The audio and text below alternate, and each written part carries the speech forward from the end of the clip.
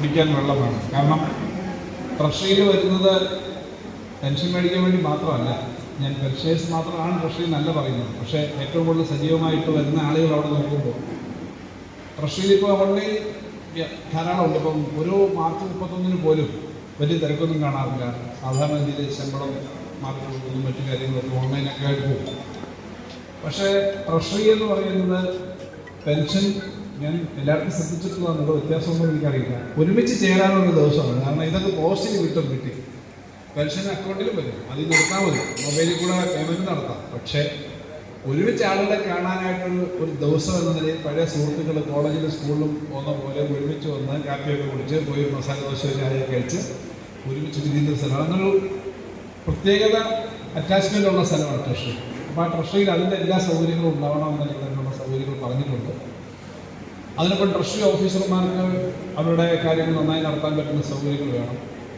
ഒരു ചെറിയ കോൺഫറൻസ് ഹാളും ലോക്കറും ഒക്കെ അടക്കമുള്ള കാര്യങ്ങളെല്ലാം ഉണ്ട്. ട്രഷറി ബാങ്കുകളെക്കാളും കൂടുതൽ ബിസിനസ് നടത്തുന്ന സ്ഥാപനമാണെന്നുള്ള ധാരണയിൽ വെച്ചുകൊണ്ട് തന്നെയാണ് ഈ കാര്യങ്ങളൊക്കെ ചെയ്തിട്ടുള്ളത്. ഇപ്പോഴാണെങ്കിൽ ട്രഷറിയുടെ ഓൺലൈൻ ബിസിനസ് വർദ്ധിച്ചിട്ടുണ്ട്. നമുക്ക് എല്ലാ കാര്യങ്ങളും ഈ ATM ഒഴിച്ച് ബാക്കി എല്ലാ കാര്യങ്ങളും ട്രഷറിയിൽ ഉണ്ടാകുന്ന തരത്തിലൊക്കെ കാര്യങ്ങൾ.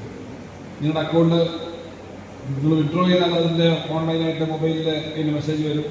പണം വന്നു കഴിഞ്ഞാൽ മെസ്സേജ് വരും. ഓൺലൈനായിട്ട് നിങ്ങൾക്ക് ഏത് ബാങ്ക് അക്കൗണ്ടിലേക്ക് മാറ്റാം. റിസർവ് ബാങ്കിൻ്റെ നിയമം അനുസരിച്ചിട്ട് നമുക്ക് ചില ബാങ്ക് പോലെ തന്നെ ചെയ്യുന്നതിന് ചില കാര്യങ്ങൾ വെച്ചാൽ ഒരു 80% ബാങ്കിങ് കാര്യങ്ങൾ പറ്റും. കാരണം ഈ ബാങ്കിൽ നിന്ന് ATM പോലെ എടുക്കാൻ പറ്റില്ല. പക്ഷെ നിങ്ങൾക്ക് ഇതിൽ കൂടെ തന്നെ ഓൺലൈനായിട്ട് അക്കൗണ്ടിലേക്ക് മാറ്റാം, അവിടെ നിന്ന് എടുക്കാം. അപ്പോൾ വളരെ സുതാര്യമാകും, വളരെ ഫാസ്റ്റായിട്ട് ചെയ്യാവുന്ന കാര്യങ്ങളുണ്ട്. പിന്നെ ട്രഷറിയുടെ പൊതുവിലുള്ള ഇതിൻ്റെ സെക്യൂരിറ്റി ചില പ്രശ്നങ്ങൾ ഇടയ്ക്ക് ശ്രദ്ധയപ്പെട്ടതുകൊണ്ട് തന്നെ ഉദ്യോഗസ്ഥന്മാർക്ക് ബയോമെട്രിക് സംവിധാനം വഴിയാണ് അതിൻ്റെ ഓപ്പറേഷൻ നമ്മുടെ സിസ്റ്റത്തിൽ നടത്താൻ പറ്റുന്നത്. സിസ്റ്റം അപ്ഗ്രേഡ് ചെയ്യാനും സെർവർ ശക്തിപ്പെടുത്താനും വേണ്ടിയിട്ട് തന്നെ ഈ ഘട്ടത്തിൽ നമ്മൾ വലിയ പ്രവർത്തനം നടത്തിയിട്ടുണ്ട്. ഈ കുബേർ എന്ന് പറയുന്ന ഒരു ഓൺലൈൻ ഇതിൻ്റെ സോഫ്റ്റ്വെയറും അല്ലെങ്കിൽ അതിൻ്റെ ഒരു സിസ്റ്റം അനുസരിച്ചിട്ടാണ് റിസർവ് ബാങ്കുമായിട്ടാണ് ദൈനംദിന കാര്യങ്ങൾ നടത്തുന്നത്. റിസർവ് ബാങ്ക് ഈ ട്രഷറി പൂട്ടിപ്പോകുന്നു എന്നൊക്കെയുള്ള അപകടം വരുന്നതെന്ന് പറഞ്ഞാൽ എങ്ങനെ വെച്ചാൽ ഈ അക്കൗണ്ടിനകത്തുള്ള പരിധിക്കപ്പുറം വരുമ്പോഴാണ് ട്രഷറി പൂട്ടാന്ന് പറയുന്നത്. സാങ്കേതികത്വമാണ്. അപ്പോൾ അതെല്ലാം സിസ്റ്റമാറ്റിക്കായിട്ട് റിസർവ് ബാങ്ക് നോക്കിക്കൊണ്ടിരിക്കുന്നതാണ് നമ്മുടെ ട്രഷറികൾ. അപ്പോൾ അതെല്ലാം ഉള്ള സംവിധാനം ഉള്ളതാണ് ട്രഷറി. അത് കൂടുതൽ മെച്ചപ്പെടുത്താൻ വേണ്ടിയുള്ള പ്രവർത്തനമാണ്. ഇവിടെ ഇന്നിപ്പോൾ നമ്മൾ ഔദ്യോഗികമായി നിർമ്മാണ പരിപാടികൾ ആരംഭിക്കുന്ന ഈ ട്രഷറി 9 മാസം കൊണ്ട് പൂർത്തീകരിക്കുമെന്നാണ് നമ്മുടെ ധാരണ. അതുകൊണ്ട് വളരെ പെട്ടെന്ന് തന്നെ ട്രഷറി പൂർത്തീകരിച്ച് അതിൻ്റെ പ്രവർത്തനങ്ങൾ അവിടെ ആക്കത്തക്ക വിധത്തിലുള്ള സംവിധാനമാണ് ആഗ്രഹിക്കുന്നത്. അതിന് പറ്റുന്ന തരത്തിലേക്കുള്ള പ്രവർത്തനങ്ങളാണ് പൊതുവിൽ ഏറ്റെടുത്തിട്ടുള്ളത്. നിർമ്മാണം വളരെ വേഗം പൂർത്തീകരിക്കണമെന്നാണ് നമ്മൾ ആഗ്രഹിക്കുന്നത്. അപ്പോൾ അങ്ങനെ ഈ മണ്ഡലത്തിൽ ഉള്ള ട്രഷറികൾ പ്രധാനപ്പെട്ടതാണ്. ഇവിടെ 3-4 പഞ്ചായത്തുകൾ, കൊളച്ചേരി ഗ്രാമപഞ്ചായത്ത്, നാറാത്ത്, കുറ്റിയാട്ടൂർ, മയ്യിൽ ഗ്രാമപഞ്ചായത്തുകളുടെ ാണ് ഇവിടെ ബിസിനസ് നമ്മൾ ഇവിടെ 81 സർക്കാർ സ്ഥാപനങ്ങളോളമാണ് DDOമാരായ അവരുടെ കാര്യങ്ങൾ നടത്തുന്നത്. പെൻഷനേഴ്സൊക്കെയുണ്ട്. അപ്പോൾ അതിനകത്തൊരു കാര്യം കൂടി ഉള്ളത്, ട്രഷറിയിൽ ഡെപ്പോസിറ്റ് ഇടുന്നതിനും ഈ ട്രഷറിയിലെ സർക്കാർ ഉദ്യോഗസ്ഥന്മാരും പെൻഷനേഴ്സും ഓഫീസറും മാത്രമല്ല, വാസ്തവത്തിൽ വലിയ തോതിൽ അല്ലാതുള്ള ആളുകൾക്ക് അക്കൗണ്ടിൽ ചേരാൻ പറ്റും. ട്രഷറിയിലെ ഡെപ്പോസിറ്റ് വലിയ തോതിൽ നമ്പറുണ്ട്. അതിനകത്ത് പലിശയും പിന്നെ അല്പം അധികമുള്ള പലിശയുള്ള സ്കീമുകളുണ്ട്. എന്നാൽ ഈ ട്രഷറി ആകെ അപകടമാണെന്നൊരു വലിയ പ്രചരണം ഇടക്കാലത്ത് നടത്തിയിരുന്നു. 2 വർഷം മുമ്പാണ്. ട്രഷറിയൊക്കെ പൂട്ടാൻ പോവാണ്.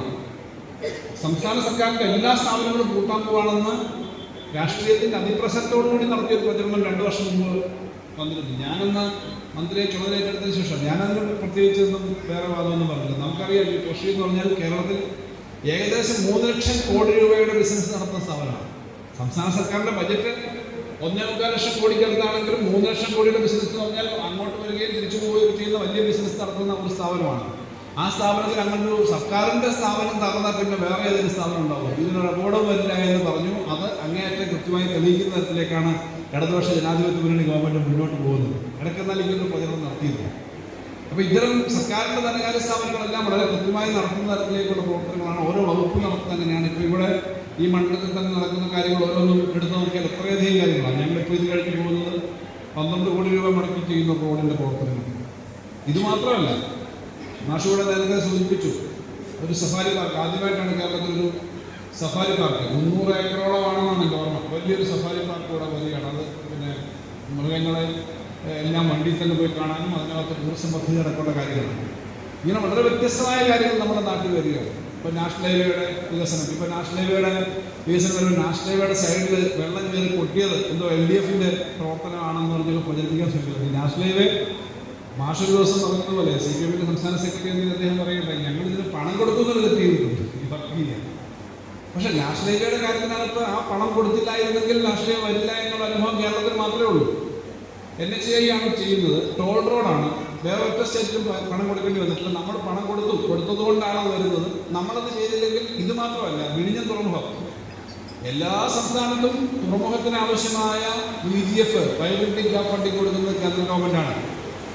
ലോകത്തെ ഏറ്റവും വലിയ 10-15 തുറമുഖം, ഇന്ത്യയിലെ ഏറ്റവും വലിയ തുറമുഖം ഇവിടെ വന്നു. അതിന് ഒരു നയാ പൈസ കേന്ദ്ര ഗവൺമെൻറ്റിന് കിട്ടേണ്ടതാണ്. എന്നിട്ടും ഈ പരിമിതിക്കകത്ത് നിന്നുകൊണ്ട് നമ്മൾ നാഷണൽ ഹൈവേ ചെയ്തതുപോലെ ഇവിടെ ഓരോ കാര്യം ചെയ്തതുപോലെ ലോകത്തെ ഏറ്റവും വലിയ തുറമുഖങ്ങളൊന്ന് വിഴിഞ്ഞത്ത് നിർമ്മിക്കാൻ കേരളത്തിലെ LDF ഗവൺമെൻറ് ആണ് മുൻകൈ എടുത്തത് എന്നുള്ള ചെറിയ കാര്യമല്ല.